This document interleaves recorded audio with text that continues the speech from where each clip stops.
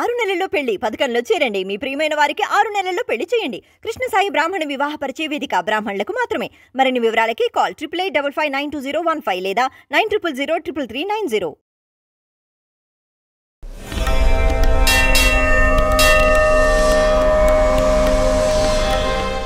గురుగారు, చనిపోయిన వారింటికి పరామర్శకు మంగళవారం రోజు వెళ్ళకూడదు అని అంటారు. నిజమేనా? అసలు మంగళవారం రోజు ఎందుకు వెళ్ళకూడదు? చెప్తానమ్మా. ఇక్కడ ముఖ్యంగా మంగళవారం మరణం పొందితే కొన్ని దోషాలు ఉంటాయి. ఇందాక మనం చెప్పుకున్న కొన్ని త్రిపాద నక్షత్రాల్లో చనిపోతే తప్పనిసరిగా ఇది అవుతుందని. మంగళవారానికి ఉండేటువంటి లక్షణం ఏంటంటే వృద్ధివారం అంటాం. వృద్ధి అంటే ఏంటి? ఒకదానికి తోడు ఇంకోటి, దానికి తోడు ఇంకోటి, దానికి తోడు ఇంకోటి కదా. మంగళవారం చనిపోతే ఏం చేస్తాం మనం? పాడకు కూడా ఒక నలకొడి కట్టుకొని తీసుకొని వెళ్ళిపోతాం.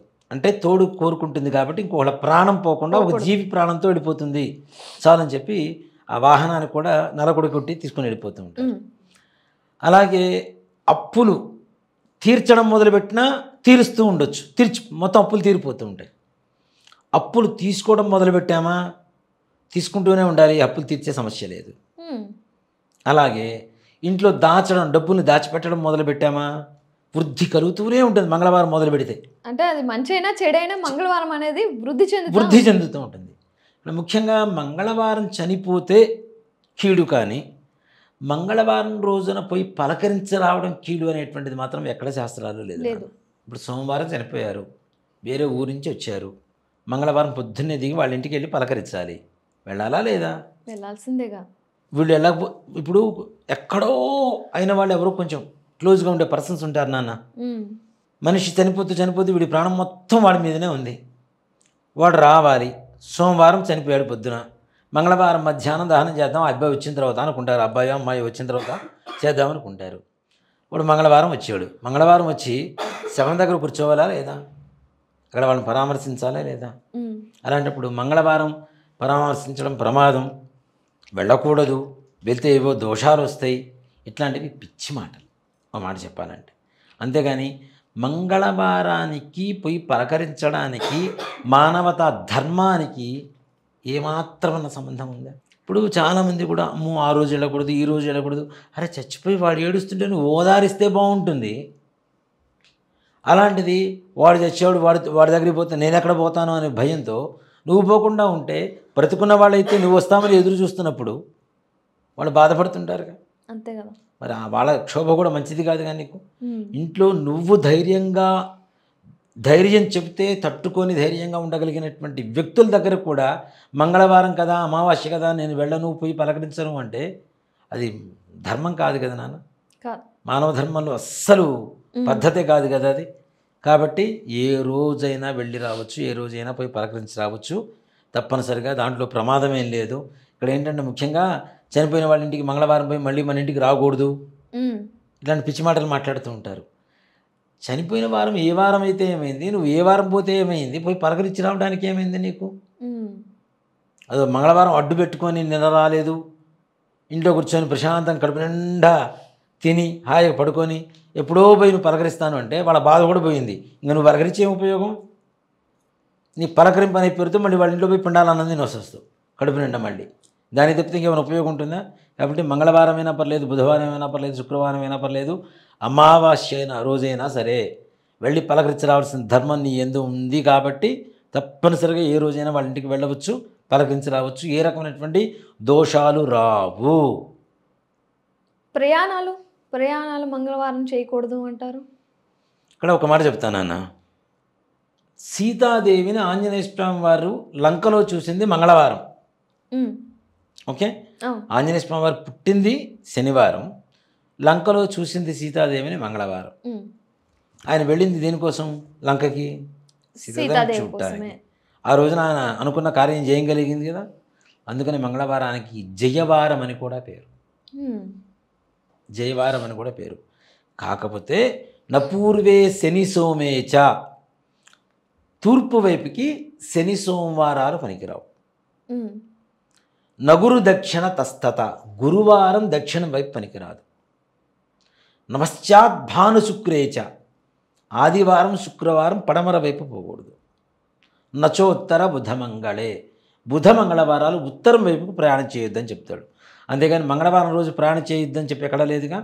ఉత్తరం వైపుకు వెళ్ళేటువంటి ప్రయాణం ఏదైనా ఉంటే మంగళవారం బుధవారం వెళ్ళొద్దని చెప్తాడు. అంతేగాని తూర్పుకి వెళ్ళేటువంటి ప్రయాణాలు ఇవన్నీ ఏమైనా ఉంటే చక్కగా వెళ్ళిపోవచ్చు, దాంట్లో ఏ రకమైనటువంటి సమస్య లేదు. చక్కగా అయ్యా అలా అనుకుంటే నాన్న వ్యాపారంలో ప్రతిరోజు ఒక కొత్త వస్తువులు కొనాలి, కొత్త పనులు చేయాలి, కొత్త వ్యక్తిని కలవాలి. నేను మంగళవారం రోజు నేను రాను అంటే అవతల ఎక్కడి నుంచో అమెరికా నుంచి ఒక అతను వచ్చాడు, పెద్ద వ్యక్తి. మంగళవారం వచ్చాడు. అమెరికా వాళ్ళు మనకులాగా సోమరిపోతులాగా పడుకోరు తొందరగా. సో మంగళవారం టైం ఇచ్చారంటే మంగళవారం 9 కంటే 8 గంటల 50 నిమిషాలు రెడీగా ఉంటాడు. సో మనం 8 గంటల 40 నిమిషాలు మనం రెడీగా ఉంటే మనం వాడికి గౌరవం ఇచ్చినట్టు. లేదంటే వాడిని వెయిట్ చేస్తూ కూర్చున్నామంటే వాడికి ఒళ్ళు పడుతుంది, వచ్చిన వ్యాపారం పోతుంది, ఉద్యోగం పోతుంది, వాడు వెళ్ళిపోతాడు. మంగళవారం చెప్పి ఇంట్లో కూర్చుంటే నీకు ఉద్యోగం బాయా, వ్యాపారం బాయా, ఇంకేం చేస్తావు? నువ్వు నమ్ముకునే దేవుడు ఎక్కడున్నాడు? నీ వృత్తిలోనే ఉన్నాడుగా, నీ వ్యాపారంలో ఉన్నాడుగా. వర్క్ ఈజ్ వర్షిప్ అని చెప్తున్నారు కదా, వృత్తే దైవం అని చెప్తున్నారు కదా. మరి అంటప్పుడు మంగళవారం అక్కడ పోకూడదు ఇక్కడ పోకూడదు అంటే కరెక్ట్ కాదు కదా. ఒకవేళ ఉత్తరం వైపు మంగళవారం బుధవారాలు వెళ్ళవలసి ఉంటే ముందుగా తూర్పుగా ప్రయాణం చేసి అక్కడి నుంచి ఉత్తరానికి మారి వెళ్ళిపో. ప్రతిదానికి ఒక సబ్స్టిట్యూట్ అయితే ఉందిగా. మరి ఉన్నప్పుడు దాన్ని ఉపయోగించుకొని చేసుకోవాలి. కానీ నేను మంగళవారం ఎక్కడికి వెళ్ళను, ఇంట్లోనే కూర్చుంటాను, ఏ పని ఇష్టం చేయను, మొదలు పెట్టను అంటే అవి పిచ్చి మాటలు. గురుగారు, అసుర సంధ్య వేళ, సాయంకాలం వేళ తల దూకోకూడదని, గోర్లు కత్తిరించుకోకూడదని, ఆ టైంలో అన్నం తినకూడదు అని కూడా అంటూ ఉంటారు. ఎందుకని? మీరే చెప్పారు కదా, మీరు చెప్పిన దాంట్లో సమాధానం ఉంది. అసుర సంధ్య వేళ. అసురులు అంటే ఎవరు? రాక్షసులు. వాళ్ళకి సంధ్య వేళలో మనం చేస్తే ఎలా ఉంటుంది? సింపుల్, మీరు అడిగిన క్వశ్చన్లోనే సమాధానం దొరికిపోయింది కదా. అసుర సంధ్య వేళ, అసురులు అసురులకి సంధ్య వేళ అది. ఆ సమయంలో అంటే దీన్ని చూడండి, ఒక సంప్రదాయం శాస్త్రంలాగా చెప్పారు. సాయంత్రం 6 గంటలకి పొద్దుగూగుతూ ఉంటుంది, తల దూవుకుంటూ ఉంటాం, గోళ్ళు తీసుకుంటూ ఉంటాం. చీకటి ఎక్కడ పట్టుతాయో ఏమవుతాయో మనకి తెలియదు. కొంతమంది అన్నం వండుతుంటే మొత్తం కేశవరావులే బయటకు వస్తుంటారు, అవునా? మొత్తం జుట్టే బయటకు వస్తూ ఉంటుంది. ఒకటేసారి కొప్పు వచ్చే సందర్భాలు కూడా ఉంటాయి కొంతమంది వండుతుంటే. నిజం నాన్న. మరి ఇవన్నీ ఎక్కడి నుంచి వచ్చినాయి? ఇలాంటి సమయాల్లో తల దువ్వటం, గోళ్ళు కత్తిరించడం, ఈ గోళ్ళు వెళ్ళి దాంట్లో పడుతూ ఉంటాయి. గోళ్ళల్లో పాయిజన్ ఉంటుందని చెప్పి మనమే చెబుతున్నాం. మరి పాయిజన్ పోయి అన్నంలో ఉడికితే ఏమవుతుంది? అన్నం పాయిజన్ కాదా? మనకు రోగాలు రావా? జుట్టు పోయి దాంట్లో పడితే రోగాలు రావా? జుట్టుకి పొరపాటున చుండ్రో ఏదో ఉంటుంది, ఆ జుట్టు పోయి దాంట్లో పడింది, అది ఉడికింది, దాంట్లో ఉండేటువంటి ఈ సూక్ష్మక్రిములు ఏవైతే ఉంటాయో ఇంకా ఉడుకుతాయి. అన్నం తింటే రోగాలు రావా? వస్తాయి, అవునా? అలాగే సంధ్య వేళ లక్ష్మీ అమ్మవారి ఆగమనానికి సవ్యమైనటువంటి సమయం. ఆ సమయంలో మీ ఇంటికి వచ్చారు నాన్న, నువ్వే మా ఇంటికి వచ్చావు అనుకుందాం. మా ఇంటికి వచ్చేసరికి ఎవ్వరం స్నానాలు చేయకుండా జుట్టు మొత్తం విరబోసుకొని ఇదేసుకుంటూ గోళ్ళు కొరుక్కుంటూ ఇంటి ముందు కూర్చొని ఉన్నాం అనుకోండి, చిరాగ్గా ఉంటుంది చూడడానికి కదా. మనకే చిరాగ్గా ఉంటే లక్ష్మీదేవి ఇంకెంత చిరాకు పుట్టాలి మరి, కదా. కాబట్టి లక్ష్మీదేవి ఆగమనానికి ఇలాంటివి అడ్డుగా కూడా నిలుస్తూ ఉంటాయి. అసలు గోల్డ్ కూడా మనం ఏం చేస్తాం? రాత్రిపూట కట్ చేయం, మంగళవారం కట్ చేయం, శుక్రవారం కట్ చేయం, ఆదివారం కట్ చేయరు. అలాగే కట్ చేసేటువంటి సమయాల్లో కూడా జాగ్రత్త ఒక చోట కూర్చొని కట్ చేసుకొని గోల్డ్ మొత్తం తొక్కని చోట పడేస్తూ ఉంటారు.